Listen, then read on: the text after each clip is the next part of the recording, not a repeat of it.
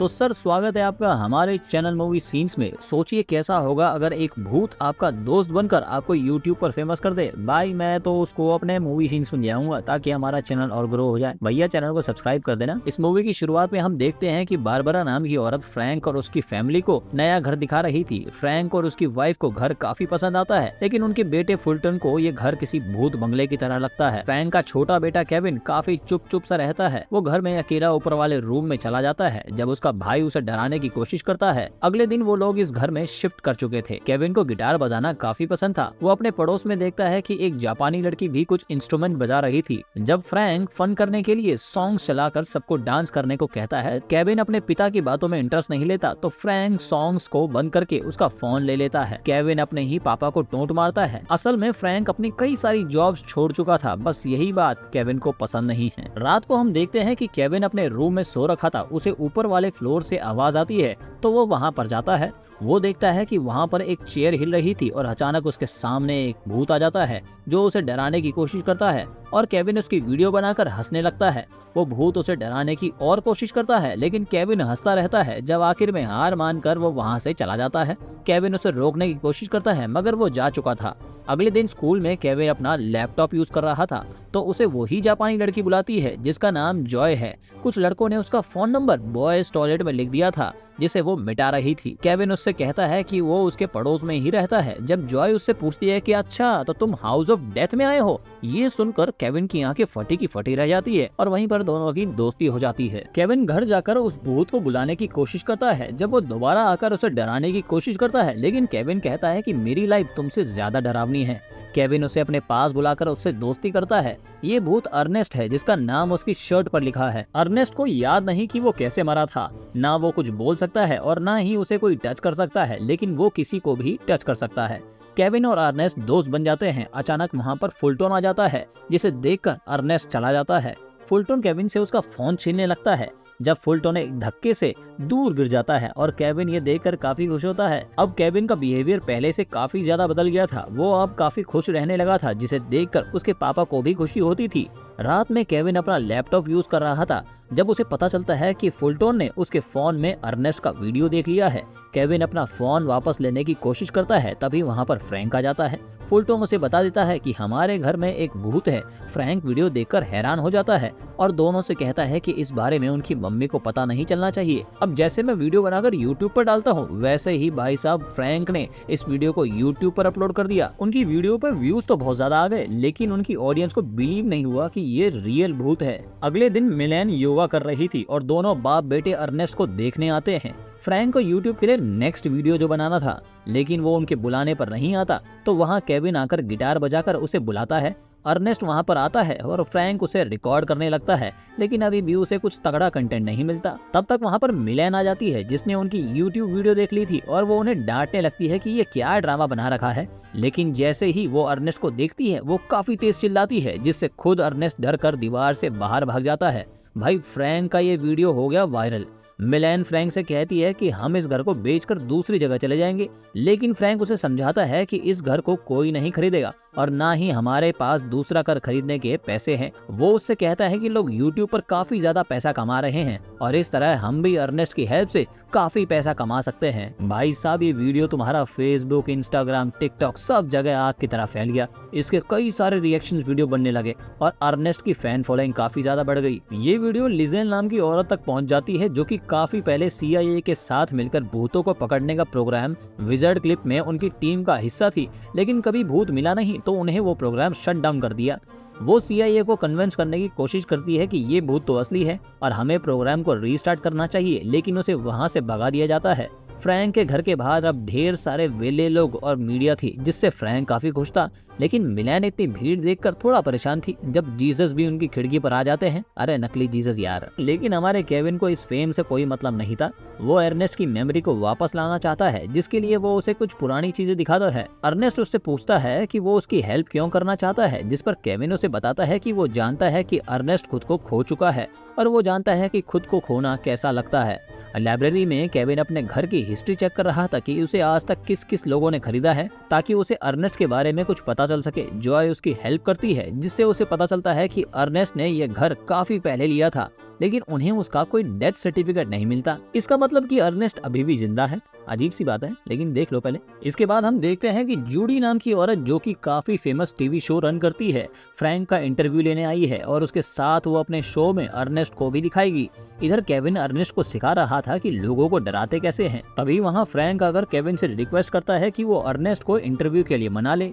Interview start होता है। जब अर्नेस्ट को बुलाने की बात आती है तो फ्रैंक केविन को इशारा करता है। किसी को बिलीव नहीं है कि अर्नेस्ट सच में है, इसीलिए सब पैकअप करने लगते हैं कि तभी अर्नेस्ट भूतिया तरीके से वहाँ पर आता है और जानबूझकर सबको डराने लगता है। लेकिन जूडी अब भी सोचती है कि ये किसी टेक्नोलॉजी की हेल्प से किया गया है। तभी अर्नेस्ट अपने मुंह से हाथ निकालकर उसकी गर्दन पकड़ लेता है। इसके बाद वो उसे डराने के लिए कुछ और चीजें करता है, जिससे जूडी हक्की बक्की रह जाती है और वो खिड़की से बाहर कूद जाती है। केविन अर्नेस्ट को अप्रिशिएट करता है। फ्रैंक केविन को डांटने के लिए बैठता है जब फुल्टन उसे दिखाता है कि उनका ये वीडियो काफी तेजी से वायरल हो गया है।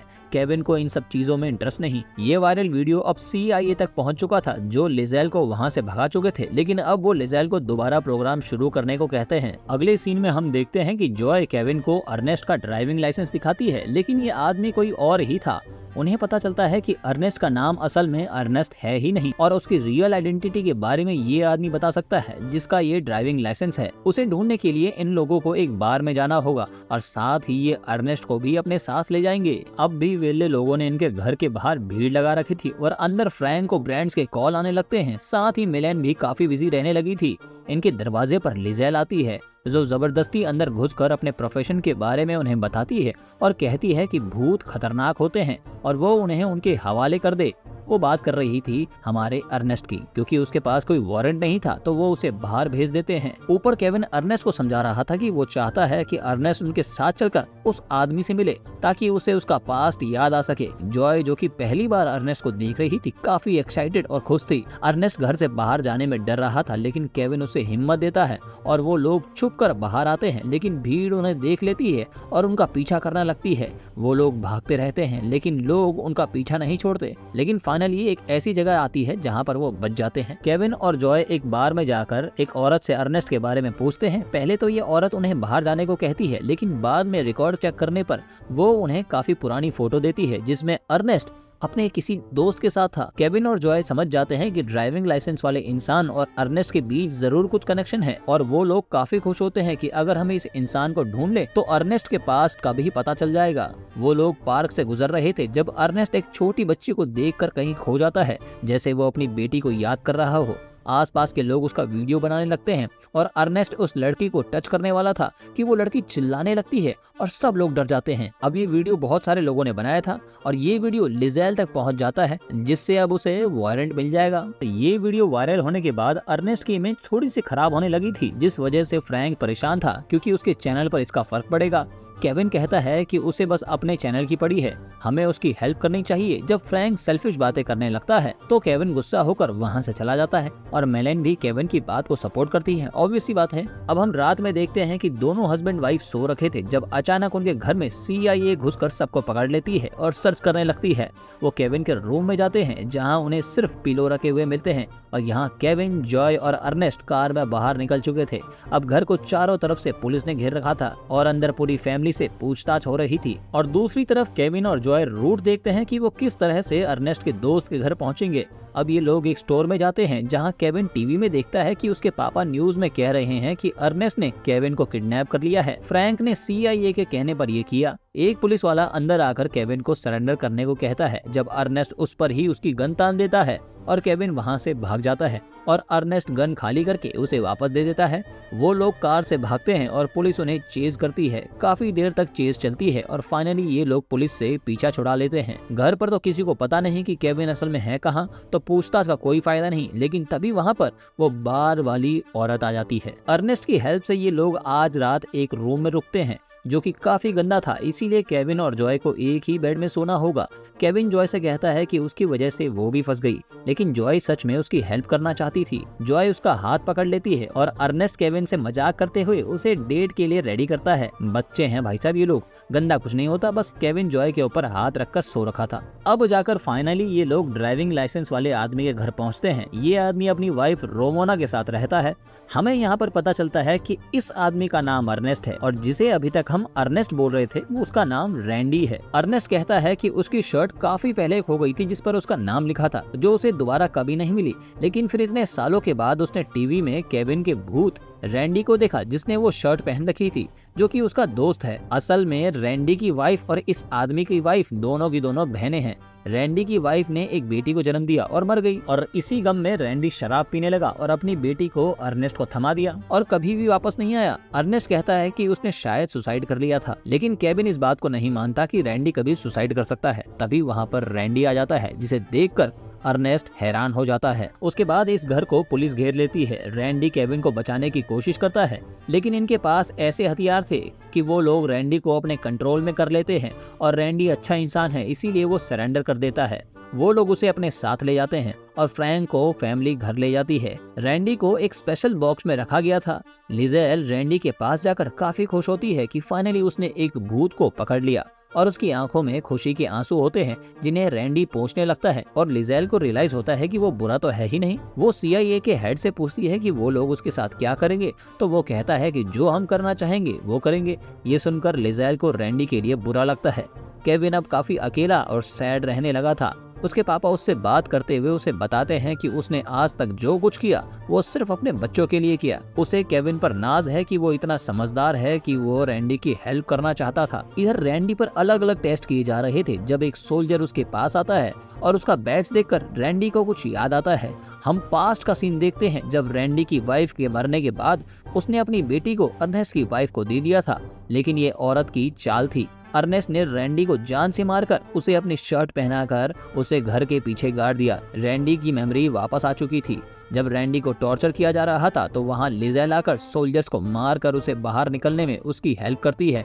रैंडी उसे थैंक यू कहकर वहां से भाग जाता है। वो वहां से एक लड़की की कैब में बैठ जाता है जो कि उसकी काफी बड़ी फैन थी, और वो उसे लिफ्ट देती है। अब हम घर का सीन देखते हैं। जब केविन को कुछ आवाज आती है तो वो नीचे जाता है जहाँ पर उसे अर्नेस्ट बैठा हुआ मिलता है। वो उन सब को मारने के लिए आया था। आवाज सुनकर फ्रैंक और फुल्टन भी नीचे आने लगते हैं, जहाँ वो देखते हैं कि अर्नेस्ट ने केविन को पकड़ रखा था। अर्नेस्ट कन्फेस करता है कि उसने रैंडी को मारा, लेकिन अपनी वाइफ के कहने पर केविन उसे हिट करके भागता है और अर्नेस्ट सबको शूट करने की कोशिश करता है। आखिर में वो एक रॉड से केविन को मारने वाला था जब वहाँ पर रैंडी आकर उसे रोक लेता है।